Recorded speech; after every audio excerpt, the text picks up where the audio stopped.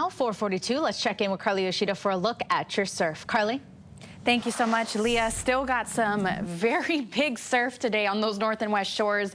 Even a little bit bigger than yesterday. We're remaining pretty steady at about 25 to 35 feet up on those north shores, 18 to 24 for the west shores, holding steady throughout today. And then once again, very calm energy on the south and east facing shores. So if you want to go relax, that's definitely where to go.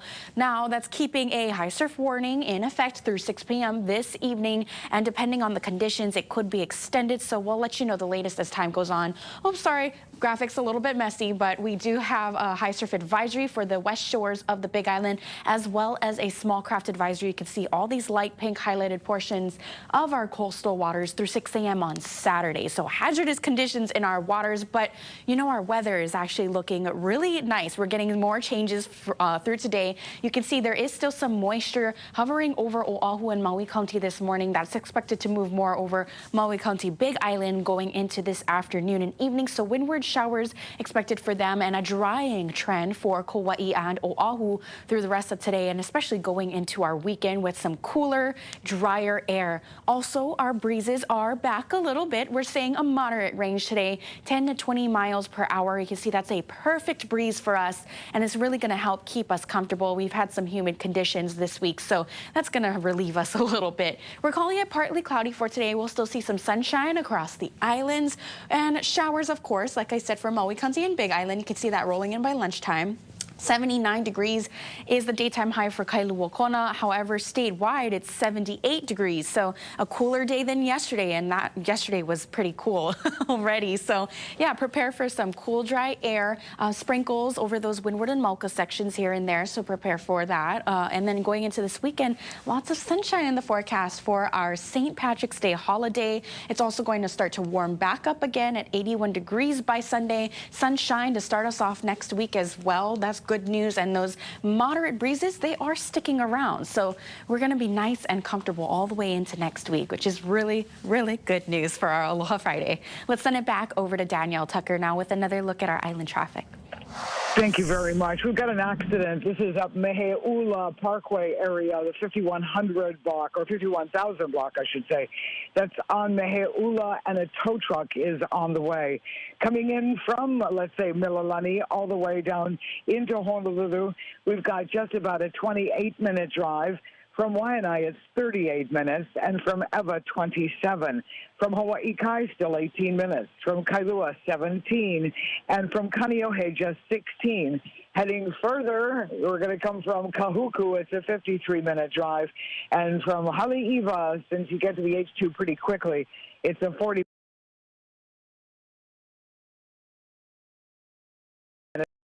run all the way to Honolulu. Other than the one accident on Meheula, no other incidents to report. Roadwork is done for the night, and traffic volume is light. From the City and County of Honolulu's Traffic Management Center, I'm Danielle Tucker. Now back to Leah Kamana. Danielle, thank you. This morning, an update on a string of shootings that unfolded this week across Oahu. Starting with Wednesday's fatal shooting in Aiea, the medical examiner has identified the victim as 21-year-old Ethan Owens. Police say Owens came to the home at Kaula'inahe'e Place with friends to collect money from Leroy Rodriguez for a piece of jewelry. That's when an argument broke out and Owens was shot in the head. The home where it happened is said to be the same address connected to a high-profile child abuse case dating back to 2021. Island News confirmed Leroy Rodriguez's relative, Travis Rodriguez, lived there when he confessed to hitting and shaking his 18-month-old daughter, Kaitana Ankog, to death. In Thursday morning shooting in Nanakuli, police are still searching for the suspect. We brought you the story as breaking news on Good Morning Hawaii yesterday. This morning, the 41-year-old victim remains hospitalized in critical condition. Honolulu Emergency Medical Services says it happened around 6:30 a.m. in the parking lot of Long's Drugs on Farrington Highway. According to police, the victim drove his car onto Nanakuli Avenue before crashing near Nanakuli High and Intermediate School. If you have any information, contact HPD. Right now, Honolulu police also searching for the suspects accused of using an excavator to steal cash from an ATM. This was the damage Thursday morning at the American Savings Bank in Kapolei. Police say the suspects removed the ATM with an excavator believed to be from the construction site next door. Witness said they left the ATM machine behind, obliterated. No word yet on how much money was stolen, but a drive-through ATM can hold up to $50,000. The case is now classified as first-degree theft and first-degree criminal property damage. Time now for 48. Happening now, hundreds are backing a water management bill they believe could help prevent another tragedy like the Lahaina wildfire. Senate Bill 3327 would give the State Water Commission the freedom to increase fines for water management violations. Penalties could rise from $5,000 to $60,000. Plus, the bill would grant the commission decision-making authority during emergencies instead of needing clearance from the Department of Land and Natural Resources. How can we mitigate wildfires going into the future? And I believe that the water is the key component.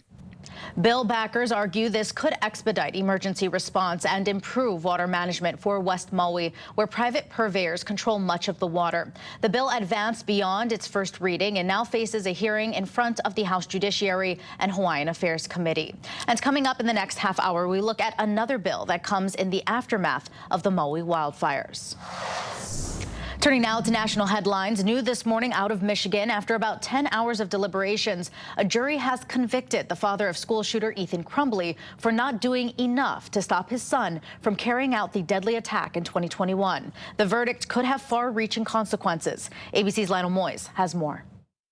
This morning, another unprecedented verdict in Michigan. James and Jennifer Crumbley, now both guilty of involuntary manslaughter, the first parents held criminally responsible for their child's school shooting. They could have prevented this shooting and saved these kids' lives. A jury of 6 men and 6 women, many of them parents and gun owners, staying late at the courthouse Thursday, announcing James Crumbley's guilty verdict after 11 hours of deliberation. This verdict does not bring back their children, but it does mark a moment of accountability. James Crumbley bought the shooter the weapon he used in the massacre. The father and son seen on video just days before. Prosecutors say the parents ignored multiple red flags in regards to their son's mental health. Now the community remembers the 4 Oxford students who were murdered. Hannah St. Juliana, Tate Meir, Madison Baldwin, and Justin Schilling, many of their family members in court for both parents' trials, now calling for action to stop future gun violence.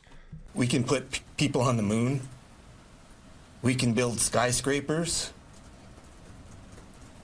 huge monuments like the Hoover Dam, and we can't keep our kids safe in schools.